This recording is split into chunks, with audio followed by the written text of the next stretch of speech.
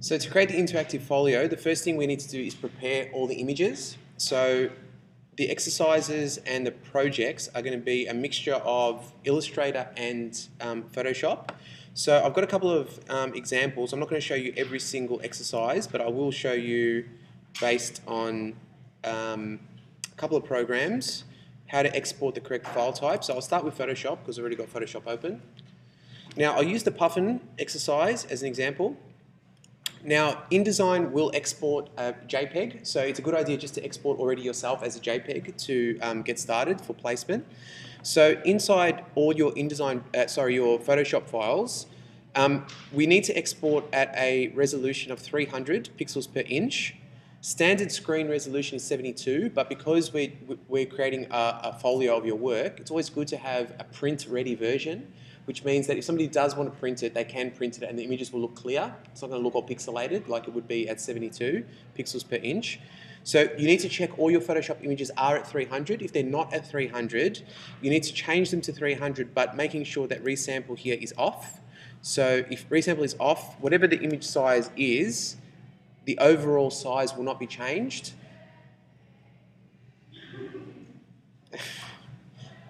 And when we've got resample on, what this means is that if we use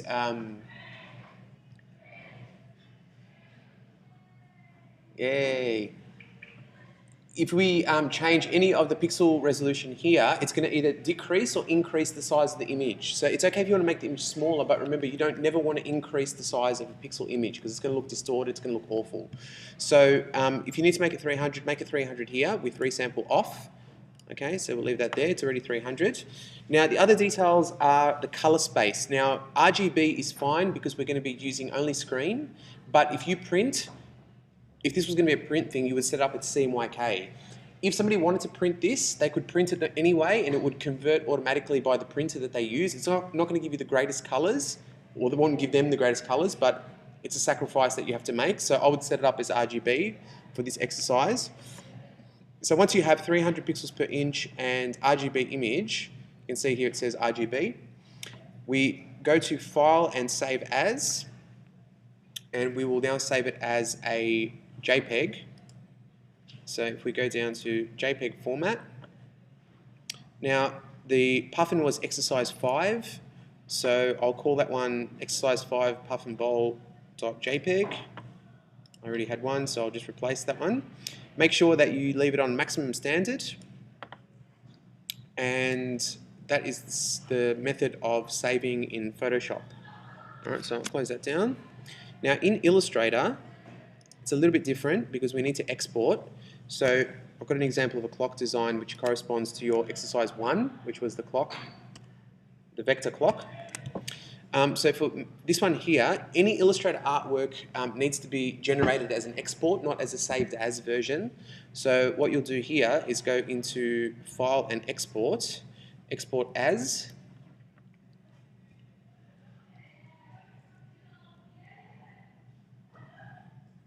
And this time again we change it to JPEG, and I would use the artboard as the boundary of the image. So click Export. Okay, here again we change it to RGB, maximum image.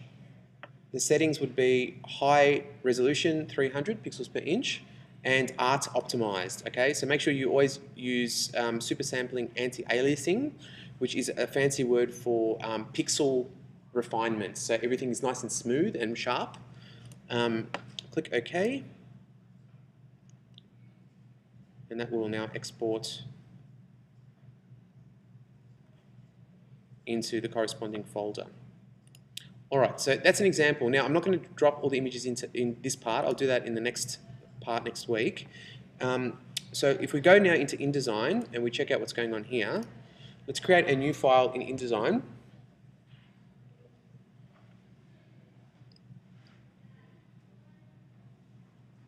Who's used InDesign before? A little bit, a couple of you?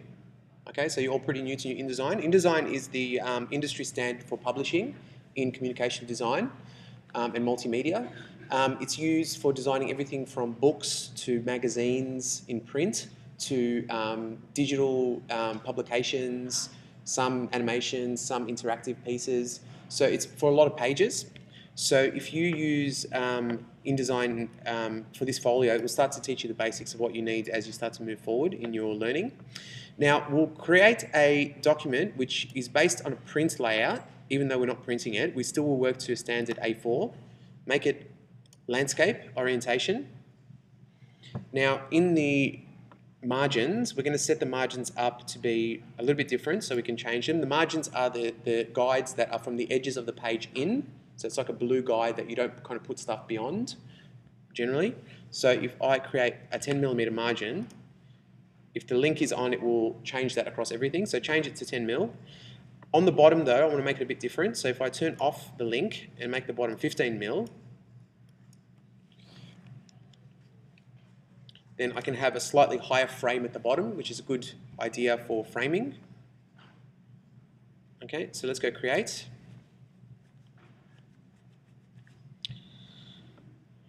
Actually, one thing I didn't do, which I should have done, was inside the document settings, is to basically go in and turn off facing pages. So facing pages is a format where you actually see inside the layout a page left and right next to each other. This is obviously only relevant for print, where you have a book or a magazine that you open up and it's got two pages next to each other. For screen, it's not necessary, so turn it off in document setup, file and document setup. It was also on that first screen that I opened it up with. So click OK. Now, if you can't see your interface like this, make sure you expand here. By default, you'll see the Essentials view in the workspace. If you don't see it like this, I'll just reset it so it looks kind of similar to yours. My interface, I've got a few things that I use more regularly. Whenever I'm learning a new program, I'll always expand the windows so I can see actually what I'm doing. Otherwise, it becomes a bit confusing to try and remember everything. Now, InDesign is kind of similar in some ways to Illustrator. In other ways, it's not. But one of the ways it's a bit different is that the primary view is the Pages window. So InDesign always has generally to navigate a lot of pages. So having control of your pages in here is how you would understand the flow and where you are in your document. If you've got two pages next to where it says A Master, just click on one and just delete it with the bin when you need one. So one of the things about understanding in InDesign is the concept of master pages. So you can see here above the standard page view, which is just page one, which is what we're looking at here. So if I just draw an object here, for example. Okay, I've just drawn an object on page one. My thumbnail is showing that. If I'm thinking about master page is like a template.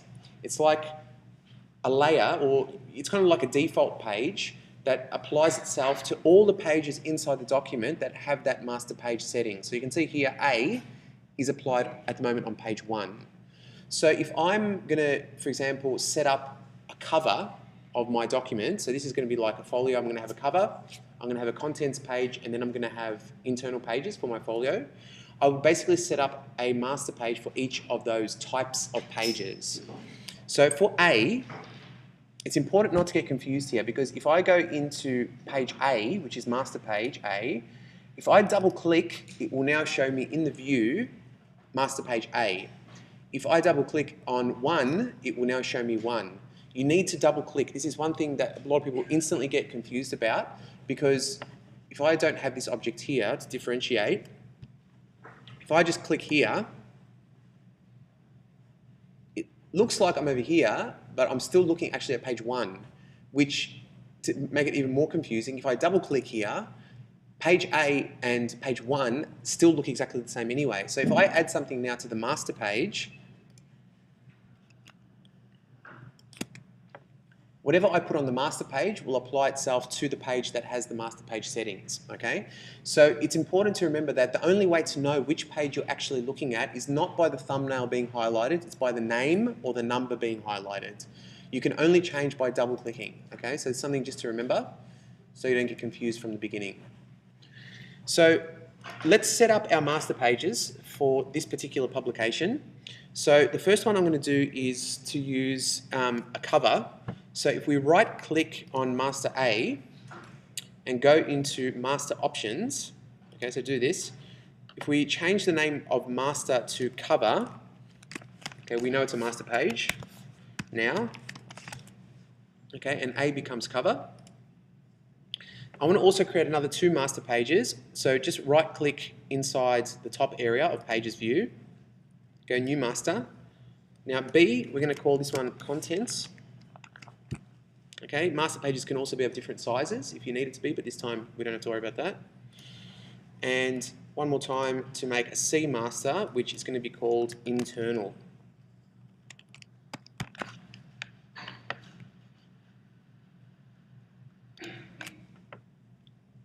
Okay, so we've got a series of 3 master pages, one which is nothing, so that doesn't have a master page setting. So once we've got one page applied, we can apply the second page, which is page 2, from B, so drag that directly in.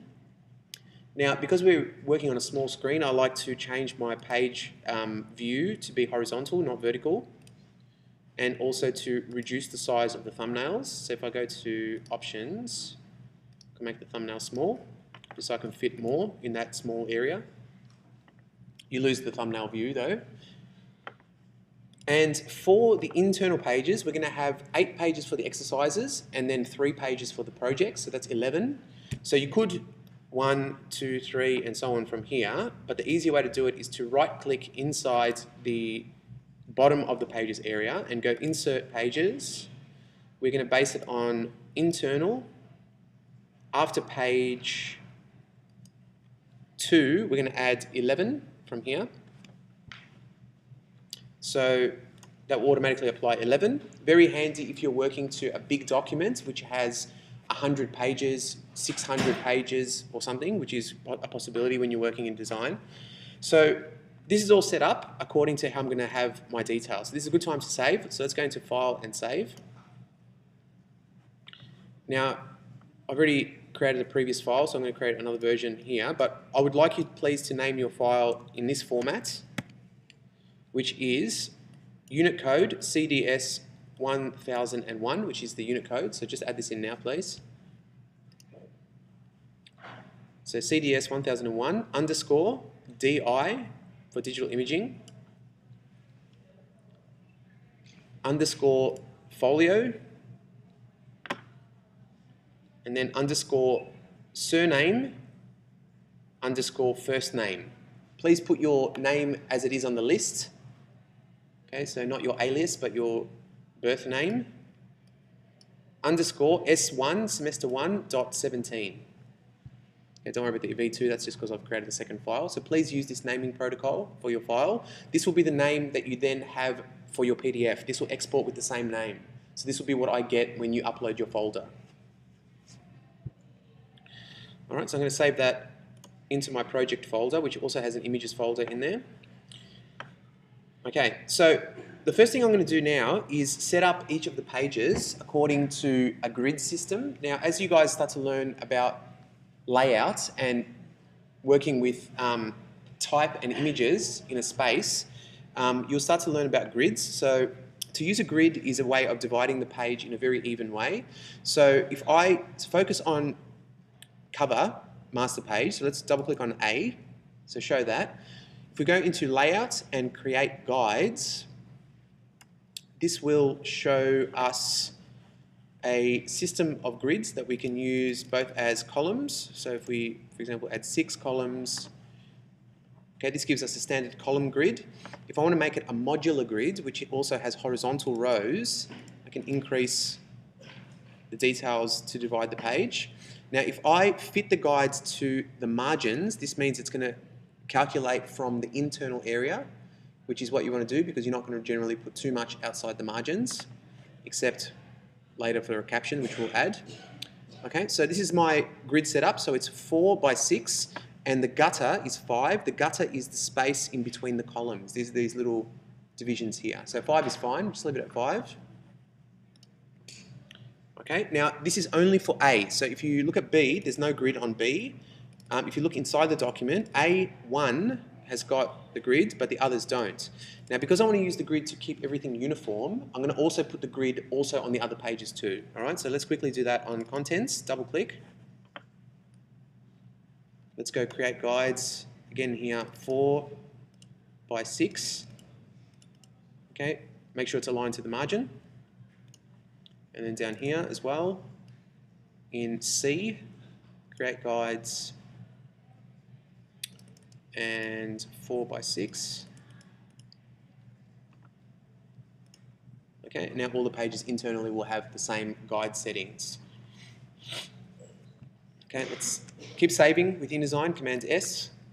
All right, so let's set up our cover. So let's double click on the cover. Now we want to put some text to identify the document. So if we use the type tool, grab the type tool. Now the type tool is similar to the type tool in Illustrator, but you must put text inside a box in InDesign. You can't just click and just put free text as you can sometimes in Illustrator. So we need to put text in a box. So I'm going to use the internal part of this area. Sorry, I'll undo that. Use the guide and just kind of create a box so it fits, it will snap into the inner area of that 2x2 area of the grid on the right, on the left, sorry.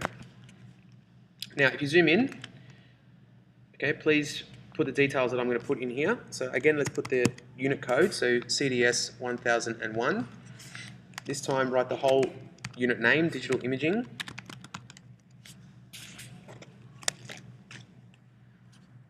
Okay, next line we will put final folio with your name.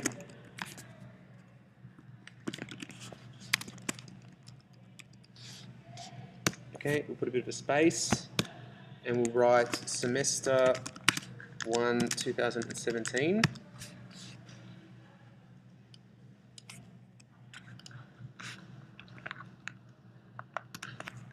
And you can put my name as well, so please put teacher, colon.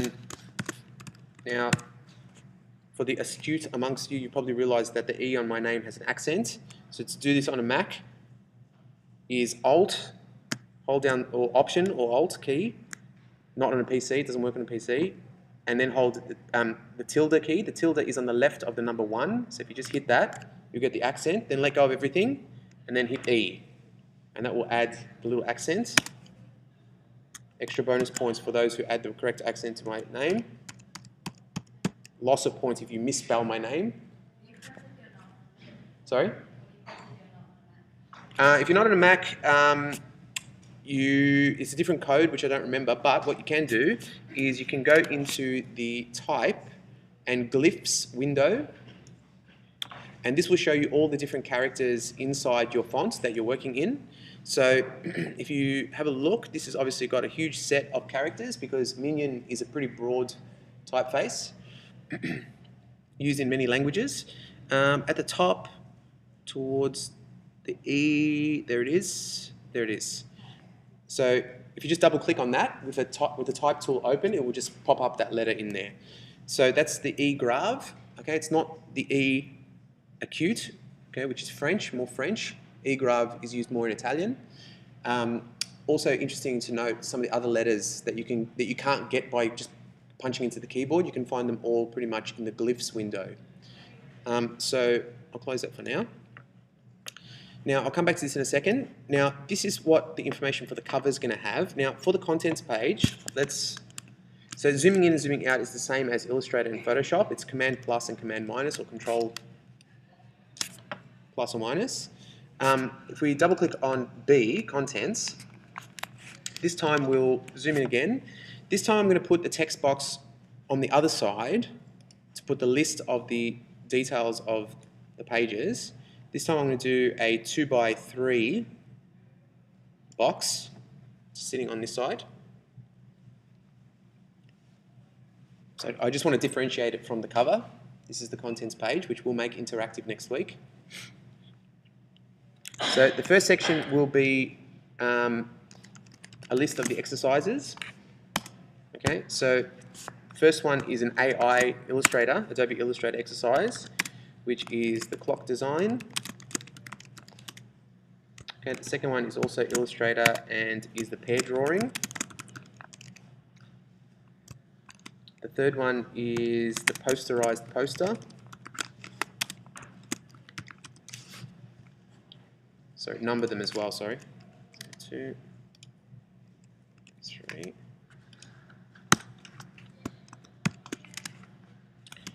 and 4 is Pool Room Jazz. Okay, and then the Photoshop exercises, PS, are Puff and Bowl,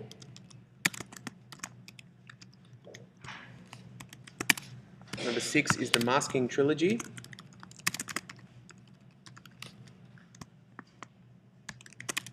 number 7 is the Hollow Head Manipulation. I hope you guys appreciated the names of those art exercises throughout the semester. I put a lot of effort into them.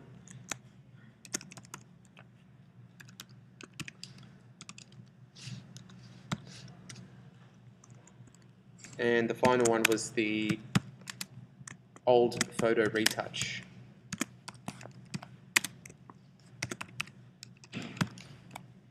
Okay, and then the next group are the projects. Okay, and number 1 is the vector mandala. Number 2 is the vector Photoshop triptych, so eloquently named by Cam.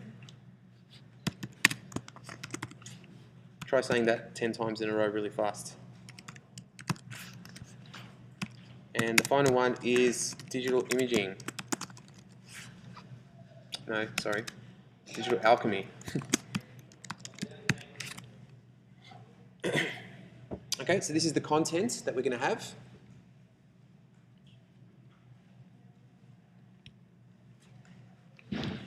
All right, so I'll keep moving. You can come back to this later. So save that. Now, with the internal pages, I'm going to jump to C now. Now, with C, I'm going to put a caption bar that's going to sit underneath the image. So I'm going to create first an image frame. So all images in InDesign need to go inside a frame, inside a box. You can't, again, just place an image the way it is, just like that. So the rectangular frame tool is basically used to hold images, similar to a clipping mask. So I'm going to create a frame the same size as the margin. Okay, so you'll see that that pops up. Now I'm not going to put any images in here today. We'll do that next week, but I'll just add just a color with a black tint, just so we can see something. And then I'm going to zoom into the bottom. Okay, so close to the bottom. Now I'm going to create a box in the bottom area, but first I'm going to create some another guide just purely on C. So if I grab inside the rulers, you'll notice that in the top left corner, you've got these numbers that start moving around. So it's a very precise tool that you can see the exact position on the page when you're working in InDesign. So let's put a guide at 198. Okay, so we can put the text box under that. So just drag from inside the ruler down to get the guide, same as Illustrator. So if you now create another type box, okay, start it on the intersection of that guide with the margin point here and stop it in line with the edge of the image. So you'll see also when you're drawing any object, you'll get the measurements of that object as well. So let's stop the box at about 5 mil height. Should be 89 mil in width. Okay, now inside this box, let's just type in the name of the first exercise just for positioning. So it's going to be AI01 clock design.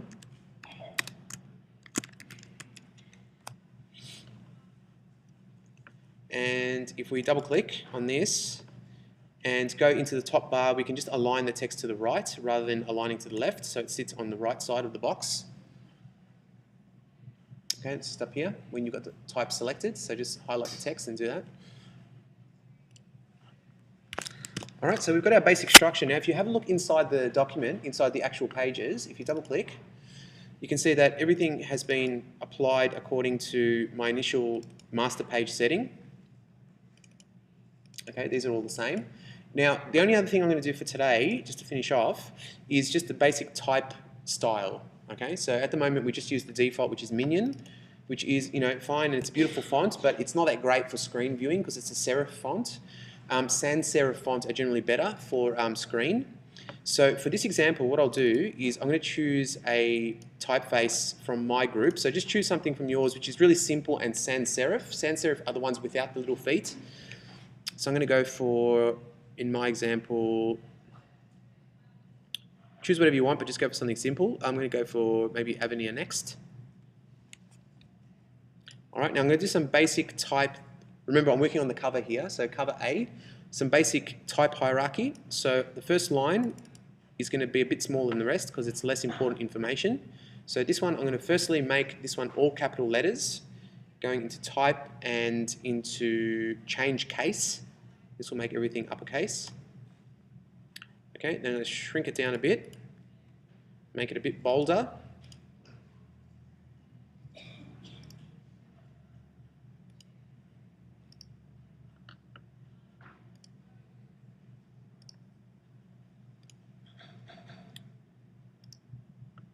And I'm going to put a little bit of tracking space, which is the space in between the letters.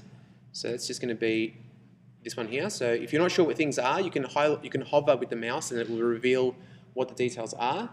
You won't know too much of this stuff now until you do typography as a unit, but I encourage you to learn this stuff as soon as possible. Okay, so tracking is the space in between the letters, so I'm going to add a little bit of positive tracking to that line. Now the next two, or the next line here actually, where it says final folio, I'm going to make this quite big because I want this to be more of the feature name.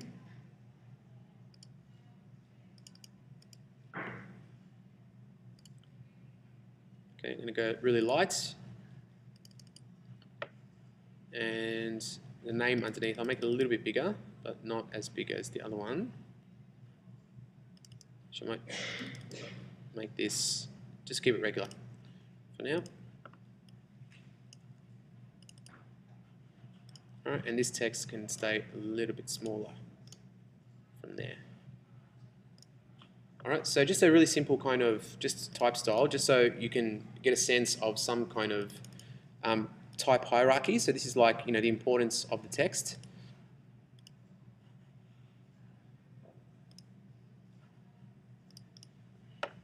All right, now InDesign by default will show you all the grids and the guides and all the rulers and everything as default, but if you want to hide it just to get a preview of the page itself, just hit W on the keyboard when you're not inside a text box, W, and you'll get a full view of the page as it looks without the guides. Okay, so something like that would be fine. Okay, so we'll get back out of there. In the contents, if we have a look at the text that we've just created here, now, I'm going to also apply my typeface to this group. Now, I'm going to do it in a more professional way than simply just highlighting and changing the text options, and that is using paragraph styles. So open up your window and go into styles and open up paragraph styles. Okay, and this will create a new group of windows which you should just join onto your existing groups, because this is one that you hopefully will be using all the time. Now, paragraph styles is basically like a remote control setting for all the text.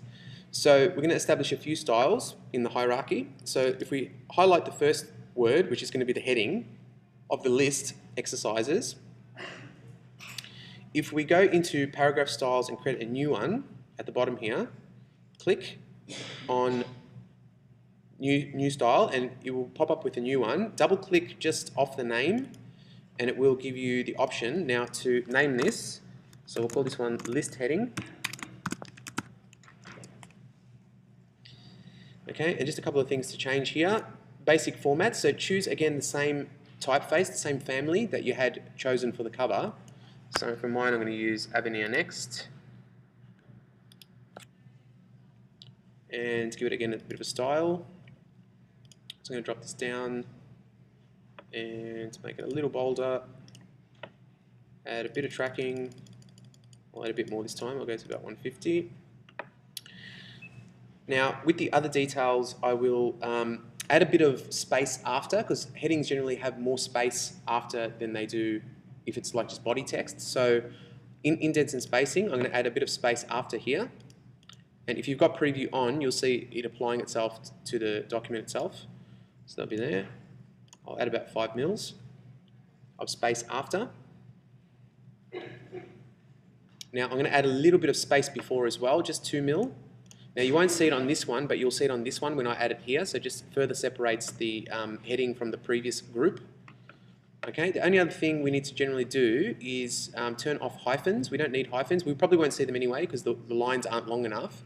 But get into the habit of turning off your hyphens unless you specifically want to break words. Okay, so we'll leave that. Okay. Now for the rest of the text, which is the list text, if we highlight it all up to here, essentially here we will do the same thing. So create a new style, double click. This time it's just going to be called list. And again here we're going to change it to our type, which we will use regular is fine. Now I'm going to increase the leading in this one. The leading is the space in between the lines, just to give it a bit more space because we've got quite a bit of room on the page, so we don't want to make confusion and make it hard to read. So let's go up to about 26, for example. All right, we don't need to use space after because it's going to have space before on the heading already. And that's it for this. So if we click OK, now all we need to do, this is the beauty of paragraph styles, is once you get the style ready, all you need to do then is highlight another thing that you want with that style, click and apply. It becomes very easy to apply a style and then, apply that across the whole document if you really want to. Okay, so if you're talking about a really big book, really easy way to match heading styles across all your pages. One more thing I might do though is click off everything, so don't have anything selected. Go back into your list, double click in the paragraph style. I want to make this one aligned to the right actually, so I've changed my mind. I want to make it aligned right in the indents and spacing. So go align right and it will switch to the other side. And I'll do the same also for the list heading as well. So let's go here, align to the right, and click OK. All right, one more thing to do before we wrap it up for this part, which is down here. So let's go to C, master page. So double click on C. And in here, again, we want to apply a new style, which is going to be based on the same family as previously. So let's go to new style. This one's called caption. Again, work with your family that you had earlier. Captions don't need to be so big because they're just kind of pointing out the image. So I'll drop down to about 9. In this example, I'll use a bit of tracking on the lowercase, even though I wouldn't normally recommend doing that with lowercase text because it hinders legibility. But on screen, it's necessary to separate the letters a bit. So we'll go to about 40, let's say. And we'll click OK. All right, so if we go back into our document now, just to quickly have a look, double click on all the pages. You can see that, or you can even just scroll. So everything's happening in the structure that we need. Next week, what we'll do is we'll drop in all the images once you have them and modify the names of all the pages individually, and we'll do then all the interaction from there.